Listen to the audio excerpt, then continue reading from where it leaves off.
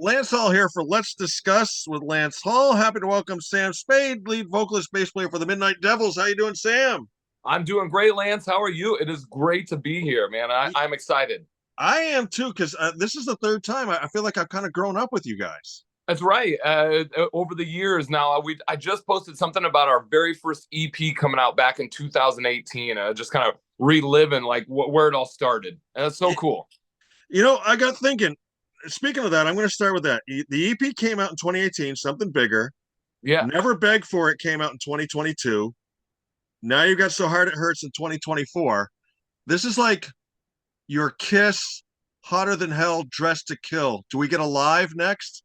And that's the cool thing is that I'm sitting here in Lincoln, Nebraska with a live CD that they recorded off the soundboard while we were in Japan. So I think that's definitely the idea and where we're going to be headed. Live from Japan, the Midnight Devils. It has a certain ring to it, you know. It does. I like that. I like that a lot. Um, let's talk about touring a little bit. I want to get into the album, but you're sort of leading me into a ton of questions I had for you. Yeah. You guys did Australia, the UK, Japan. Talk to us a little bit about the logistics of touring. It's easy to say, oh yeah, we went on tour in Japan. Equipment, visas, hotels, food. What what goes into setting all that up? It's a ton of stuff and a ton of behind the scenes work that we do here while we're not touring. It's like the setup, and it usually takes like 6 to 8 months to set something up like this, and to get these places, to get the venues booked. And then we were very, very blessed to have an amazing tour manager with us named Chris Peters. We call him Crispy. He's from Australia, but he was the one that kind of led us through Australia the first time, and then the second time he was with us for 3 weeks all the way through coast to coast in Australia. And it was really his idea to say, hey, since you're on this side of the world, it makes more sense for you guys to hop from Australia over to Japan. And he kind of had been there before. He knew how to get us through the subways and through all the trains, because you don't drive there. You Right. just have kind of like an Airbnb, a central location, and you travel out to a lot of the shows, and it just kind of moves over the few days. And the food was absolutely fantastic. Japan was a whole nother world unto its own that really embraced the Midnight Devils, embraced the style of rock and roll that we're kind of serving up. I was gonna say, we all know like England fans are very, very hardcore when it comes to stuff like this. Is Japan like on another level? Yes, absolutely. And it's like I tell everybody, like, I love playing in the USA, and I think, in the USA is where rock and roll started, and it's the birthplace of this style of music. But fans outside of the USA, it's become a lifestyle. And even like you said, the fans in the UK are diehards and they love it. Fans all over Europe are really into this music. But when you go to Japan, it's like another level, and you add the theatrical show, and it's like something. It almost seemed like it's something that they hadn't seen before, and it was brand new and exciting. And that was really the coolest thing, is how the language barrier, kind of, you had to work around it, and kind of reinvent the game and think of different ways to engage an audience that doesn't speak English. Okay. What was your biggest challenge with that you were able to overcome? That absolutely was because the Japanese audience is very reserved, and it's like you end a song and it's a polite clap. Well, that's Mhm. not really how we do it over here in the States, or Right. we do it even in Europe. So I had to figure out, I'm gonna go, how am I gonna get this audience to kind of react and to let them know it's okay to have fun. And so I remembered our tour manager saying, the first three numbers, 1, 2, 3, is Ich ni san in Japanese. And so I say, I'm going to count to three, and at the count of three, I want you to make as much noise as possible. And I'd say Ich ni san, and I'd raise my arms up, and kind of through that emotion and the emotion my face was giving off, we were able to figure it out as the audience, as a band, on when they were supposed to scream. And it worked, and we ended up doing that every single night, and it was a really cool thing that kind of bridged that gap between English and Japanese. That's awesome. How was Australia?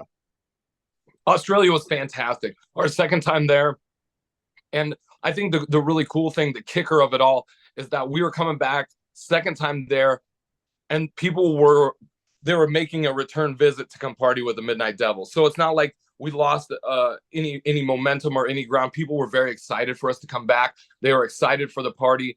I was nervous going in because we were opening for an AC/DC band, an AC/DC tribute band, really good band. And AC/DC isn't necessarily a glam rock band; they're a working man's rock and roll band. And Right. so when we get out in front of an audience full of AC/DC fans, I really felt like we had to kind of push our show to kind of reach them and be like, hey, just because we look different, we're all here for the same reason. And it's that party, it's that rock and roll, it's that atmosphere. And Yeah. it worked. Now, I hope I was reading the email right. On this leg of dates you did with all these different countries, you listed off some artists like Glenn Hughes, Choir Boys, Dead Boys, Crash Yeah. Diet. Were these artists you played with on these dates we're talking about now with Australia, or was that past? No, that was earlier. I think earlier last year we did a show with Glenn Hughes. It was Glenn Hughes and Ingve Malmsteen. And Wow. the one story, I have two great stories of that, is that I was standing there backstage when Ingve was coming off the stage and then Glenn was walking up, and then they both started talking to each other, right? Why? And I'm standing there just going, holy, this is like the rock and roll mother lode of, it's like the kings of rock and roll Yeah. talking to each other backstage. And I just absolutely loved it. The other great story was Glenn Hughes was sound checking and he's like, what's all over the stage here? Like Ingve had his whole rig, there's just guitar stuff everywhere. He goes, you know what? I'm not playing one more song until you guys get all the stuff off the stage. This is how it's going to work. And we just sat there, we were blown away. So they had to strike like half of Ingve's gear so that Glenn could get up there and play on like a bare stage. Well, he's got the stroke to be able to do that even with Ingve. So, Absolutely. And in my mind, he's Deep Purple. Deep Purple is kind of a band that influenced Ingve, yeah, Richie Blackmore, everything, obviously. yeah. How about the Dead Boys? How was that? The Dead Boys was one of the funnest tours that we've been on too. And that was, I think, my real big takeaway from the Dead Boys tour is that the crossover appeal of the music that we play. Jimmy and I grew up in punk rock bands, so Yeah, we kind of knew what we were getting into on this Dead Boys tour. Playing with a living legend like Cheetah Chrome was yeah. just one of the coolest things ever. Meeting him, hanging out with him, and we just were like kind of blown away by the fact that he was still doing it, and that the fact that his band was so good. And we were like, once again, we were kind of like the underdogs because we were a glam rock band playing on a punk rock tour. So you Right. kind of had to work extra hard and shift the way you think about the way you engage an audience. Wow. Very good. Let's shift to like Crash Diet. They're relatively, we're talking about, you know, severely influential bands, Deep Purple, Ingve, the Dead Boys. Crash Diet, a little newer on the scene. How was it Yeah, sharing stage with them? that was so I've been a big Crash Diet fan since the early 2000s. The first record, obviously Dave Leppard, everything like that, Simon Cruz, all those guys I think were really, really good. So I went up to him. I went into this going, I'm a fan of Crash Diet. I like the songs, but obviously now in 2024, it's not really the same Crash Diet. It's like one of the original members, Martin, the guitar player. So I Yeah. thought, man, you know what I got to do is I got to go introduce myself. And so we're all sitting there backstage, and I go, oh, there they are. All right, cool. I'm gonna go up, but I had my makeup and everything on, so I'm like, hey, I'm Sam from the Midnight Devils, and it kind of blew me off, right? Hmm. I was like, okay, that was just the fire I needed to light this thing up. We were playing directly before them, and I thought, this is it. It's our time to shine. This is what the Midnight Devils do best: is you put adversity in front of us, we're gonna overcome in spades. The play on words there. Yeah. But we played an awesome show.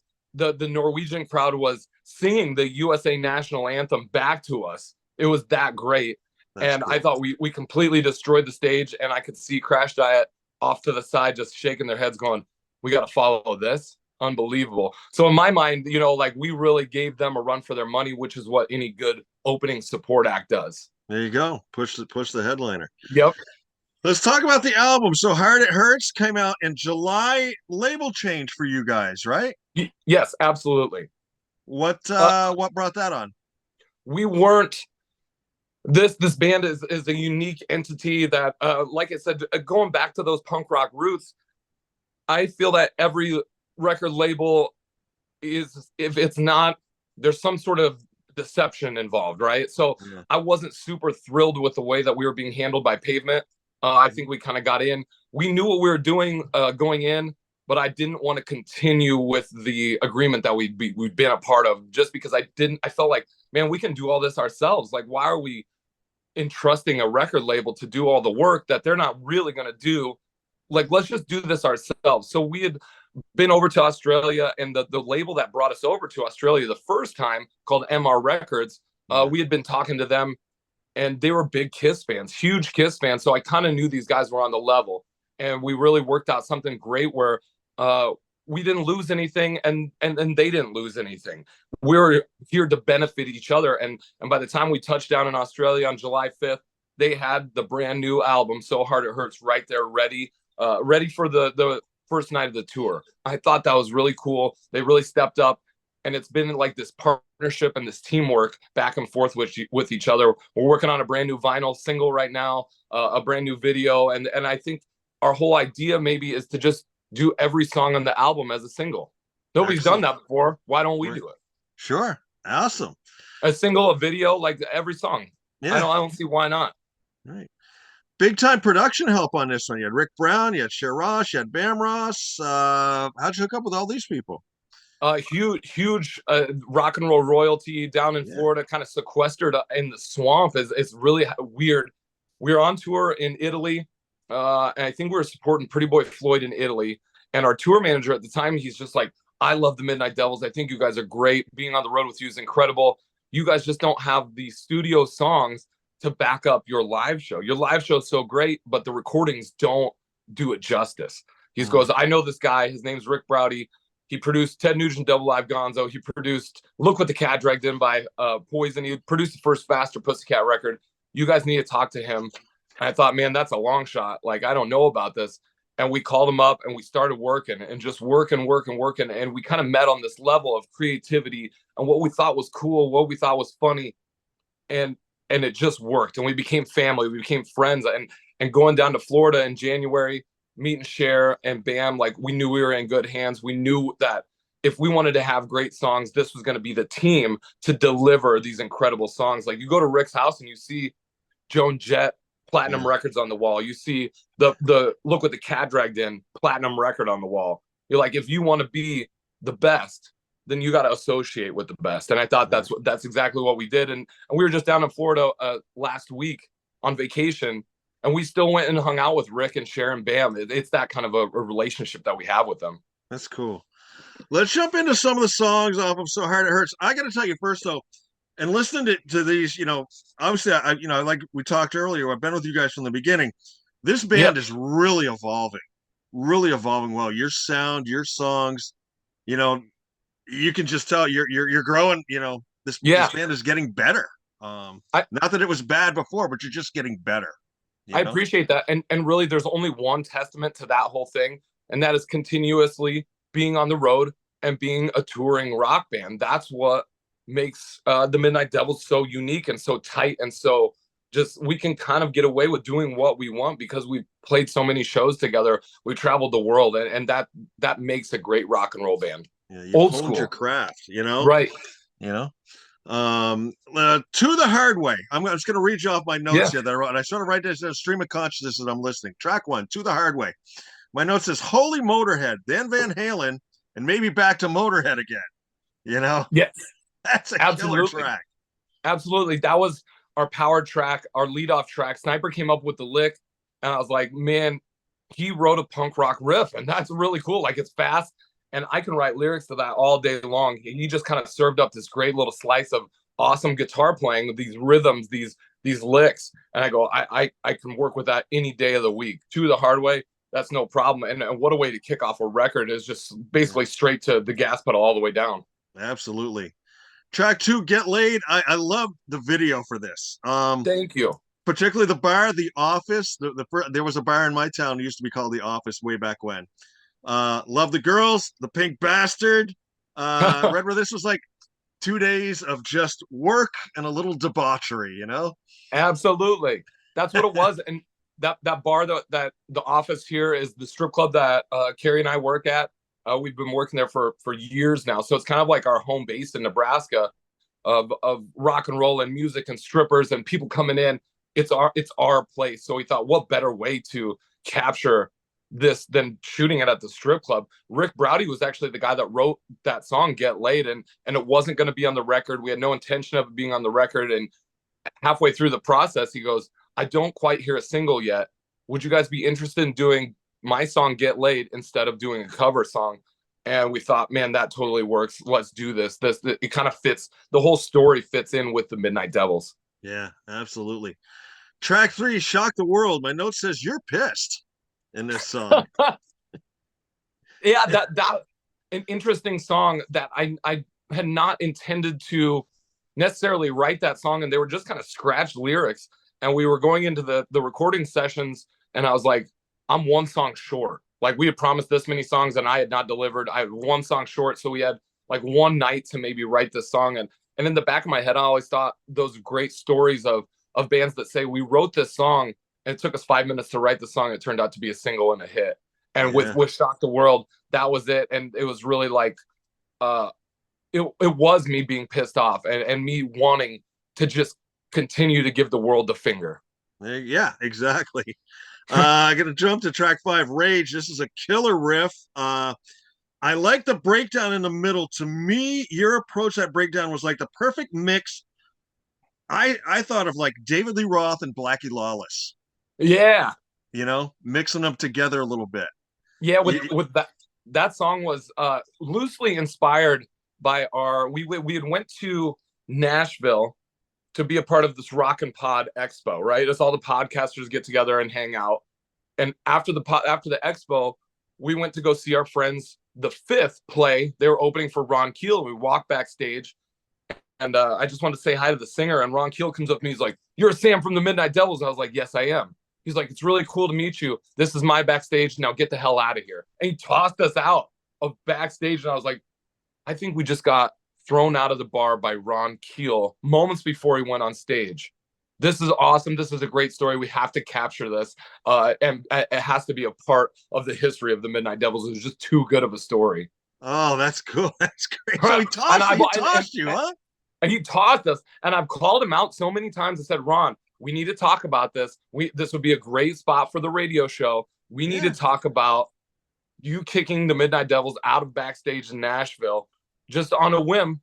He was like super nice and then just turned into a complete and utter jerk. Huh? Wow. Title track, So Hard It Hurts. To me, this is like a Priest like riff. I heard like Heading Out to the Highway on this Yeah. song. Are those keyboards I'm hearing in there as well? Yeah, and we did not know that was really Cher and Bam that put a lot of that together. So we had the whole song was done, and we came back and they go, we added some stuff to this song. If you guys don't like it, we can totally take it out. And we listened to it and we're like, that's really cool. Like it kind of has it has like a 38 Special vibe or those old 70s bands. Never been any reason. Yeah. It's really cool. I like the Eddie, panning effect on the guitar solo too. And so awesome. It's a weird tempo too because it's not our normal tempo. It's kind of like a medium tempo song, but we started doing it live in our sound checks, and that'll be the next song that is going to come out in our live set, and it probably will end up being a single as well. Like I said, I think every song is just going to be a single. Well, speaking of tempo changes and things that I did, my notes did not see this coming. Hell to Pay. That's bluesy. Total blues. That was really a sniper Van Halen type of thing where we thought, man, let's do something different and just kind of give you the unexpected and keep people guessing. Like we can go fast, but can we go slow? Or not even slow, but in the groove.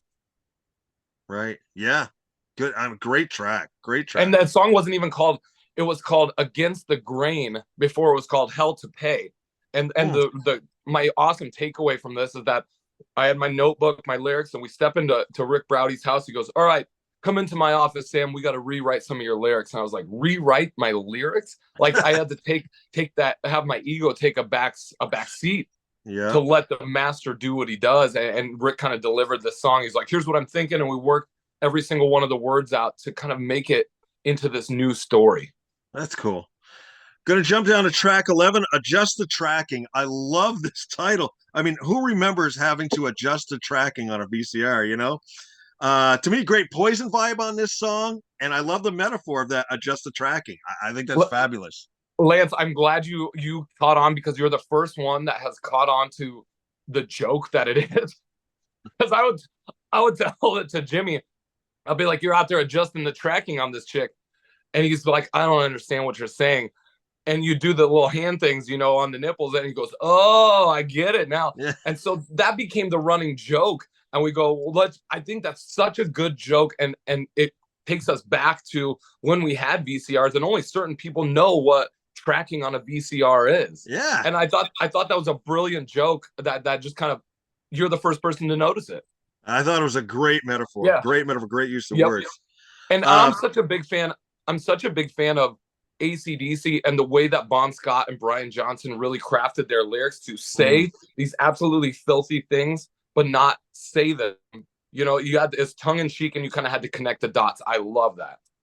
Big balls is the perfect metaphor Yep. for all that. Yep. Final track, Too Much. I like it. Nice, aggressive ender. It left me. It was a classic thing. There's 12 tracks on this album, but by the time I got together with Too Much, it was almost like the perfect meal where you want to leave somebody full but wanting a little more. Yeah. You don't want to be overstuffed. And my final note on this was, damn, that's heavy. Yeah.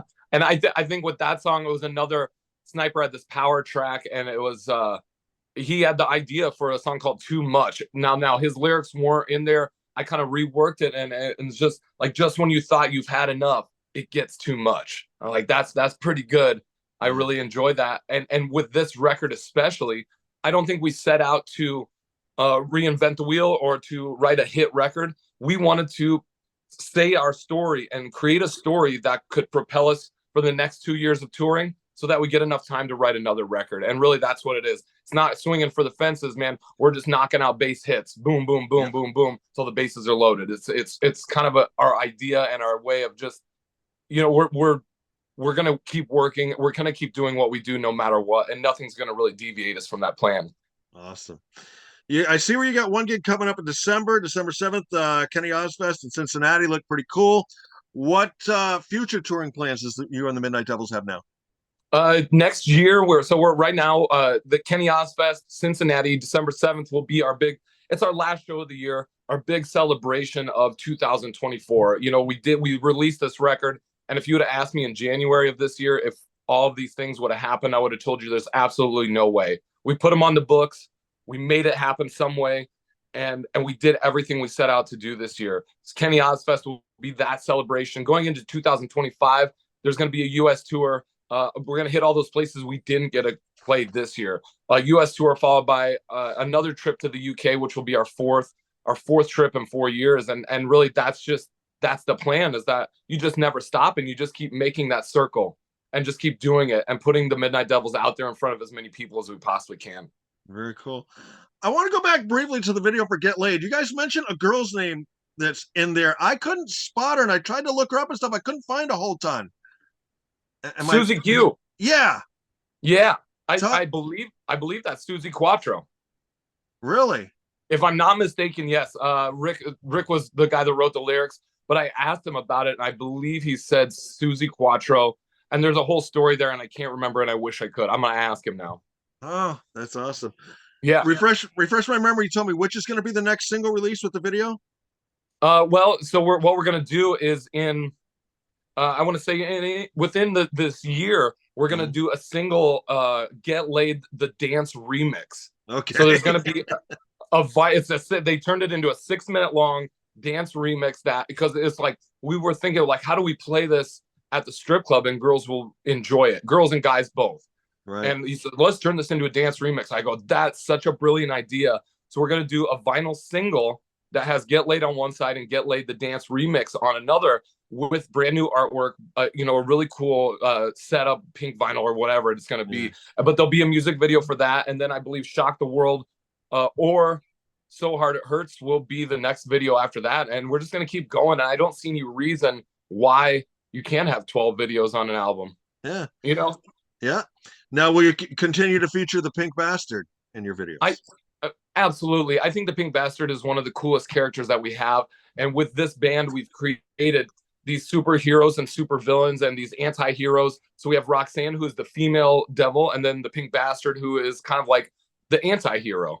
But these characters relay into the story, and whatever the story is, these characters can do whatever they want. They have superhuman properties and they can get away with anything. And I think there's no limit to what the story can be or how long we can keep telling the story because of these characters, because of the three Midnight Devils characters that are not necessarily us as people, but as animated images. Right. We can do whatever we want. Kind of a play on Kiss and the Misfits, where we've become kind of superheroes, or we're turning ourselves into superheroes and animated superheroes. Yeah. Excellent. Excellent. Well, Sam, I always like to finish up with my silly questions, but before I ask Yeah. any of my silly questions, let me ask anything we didn't talk about, anything you didn't get to mention in this interview that you think bears mentioning? Not that I can think of. I Okay. think you pretty much touched on everything. Cool. Cool. I try to kind Yeah, of be you did your complete with homework, it. and it was. I appreciate that. Absolutely, absolutely. I appreciate the compliment. All right, silly questions. I know I asked you who your favorite old school wrestler was last time. Who you got that's a new wrestler out there that you're digging? Oh, good question, man. And I've been with Jimmy. And Jimmy is a huge wrestling fan. He loves that stuff. And I have trouble getting into the new. Oh, I know is Braun Breaker.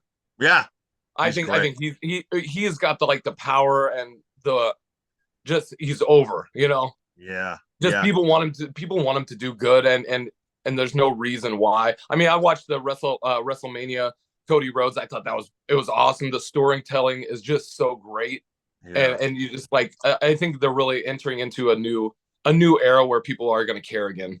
They are. I'll tell you. I'll turn you on to somebody. Do you ever watch AEW at all? Yeah. Yep. Will Ospreay. His Yep. matches are amazing. I would pay money to see that guy wrestle. Hmm. You know. And the way that they're using the new characters, who are the is it the Wyatts? Yeah, Yeah, yeah, the way that they're doing that, and the theatrical way that they're portraying that group of people, I think is so cool, and it's very reminiscent of Undertaker and the acolytes and everything like that. I thought that was the coolest time for the Undertaker. yeah, absolutely. If you could pick a television show to have one of the songs off the new album placed in, what TV show would you pick? Does it have to be a new TV show? No, it can be anything. I love Cheers. Cheers is my absolute favorite song. I don't know what song we'd play in Cheers, but it'd have to be more mellow one. But Cheers is my all-time favorite TV show, I think. Or MASH. I love those old school, those ones you used to watch at night when we didn't have cable. Yeah, yeah, exactly. What food is better for you as a leftover than freshly cooked? Oh, good. That is a good one. Let's say freshly cooked. Let's say this is a weird one, but I like cold hamburgers. Once they're cooked Really? and then just cold, right? Yeah. I enjoy that. Huh? That's Weird one. excellent. Yeah. We're coming up on Halloween. Do you believe in ghosts? I do believe in ghosts. I've never seen a ghost, but I believe that people are sensitive to the energy, right? Yeah, And certain ghosts present themselves to certain people. I'm not sensitive to the energy, so I've never seen a ghost, but I do believe that there are spirits out there. yeah. And Sniper says that he sees them all the time. So Hey, all right, cool. What was something like, say, when you go on these overseas tours, Japan, Australia, and all that stuff? What's something you always throw in your bag is sort of like a comfort item, like your teddy bear or something like that. What was something you always brought with you? I always have two pairs of leather pants. Okay, That's all a right, weird one because I always think that I'm gonna rip one pair of leather pants. I also bring like old letters that Carrie's written me or whatever. I just keep them in my backpack as kind of it is absolutely a comfort item. So if it gets too heavy, if I just need a reminder, that people care back home, yeah, I'll take those letters out and read them. cool. If you were gonna do karaoke, what would be the most far left song you would go to for karaoke that we would think, holy shit, Sam's singing this song? I got a good one for you.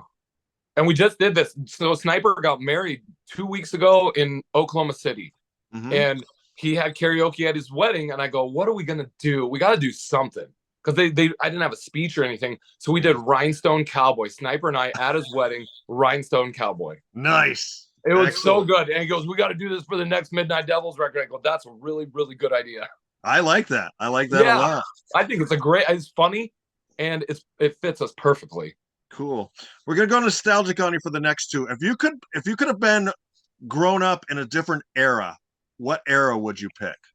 Ooh, very good question, and I can completely answer. I'm a huge history buff. I love history ever since college and everything like that. But I really think the knights and the kings and queens, maybe the medieval ages. I think that's one of the coolest times. And talking about the Crusades and the Knights Templars and everything like that, I find just completely fascinating. And Cool. especially going to Europe and seeing all those old buildings, those old churches, seeing that history, being a part of it, you can almost feel that energy and electricity. That's awesome. What clothing style currently out of fashion would you like to see come back into fashion? I'm a proponent of the Schimmel shirt, which, if you don't know, is the shirt that's cut off right above the belly button. Okay. All right. So Jimmy and I will just be out there just walking around, and he says he lives down in New Orleans now, and it's so hot down there all the time that's what they wear. But I'll wear them to the strip club. I'm the DJ up there. There's all these chicks and all these macho dudes, but I'll wear the Schimmel shirt just to kind of throw them off their game a little bit. All right. Nobody wants to get kicked out of the strip club by a guy wearing eyeliner with painted fingernails and a half shirt on. That's true. Except maybe for Ron Keel.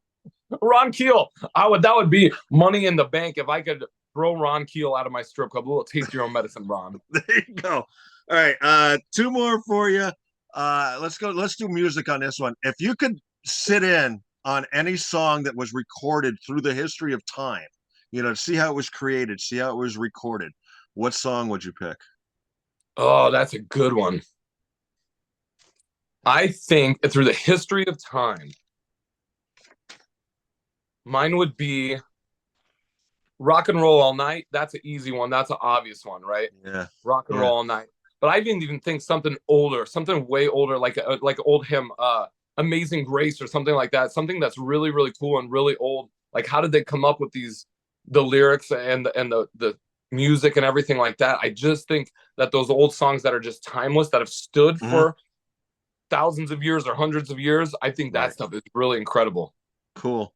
Now, I usually wrap up. We did this one last time. If they were to do a biopic of your life, who would you have pick you to act in it? You answered that one last time. So let me ask you this one. If you were to write your autobiography, what would be the title of the book? I just started writing a book too. I've been tossing around the idea of writing a book.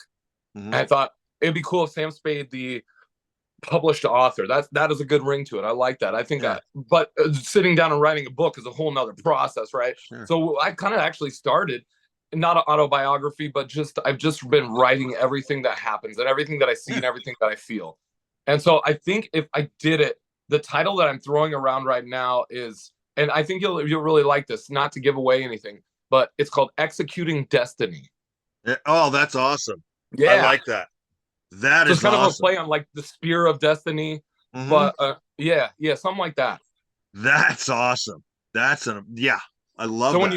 you see the book come out finally, you'll be like, I I'll, got the exclusive a year ago. there you go. I'll point to this video. I see this. All right. Well, Sam, I knew this was going to be a ball, and it was. Wish you going forward, sold out shows, safe travels, and Thank you. can't wait to talk to you again and just see how this band keeps evolving and keeps growing. Awesome job on everything, my man. I appreciate it so much. It's always great to talk to you, and like I said, this is what we do.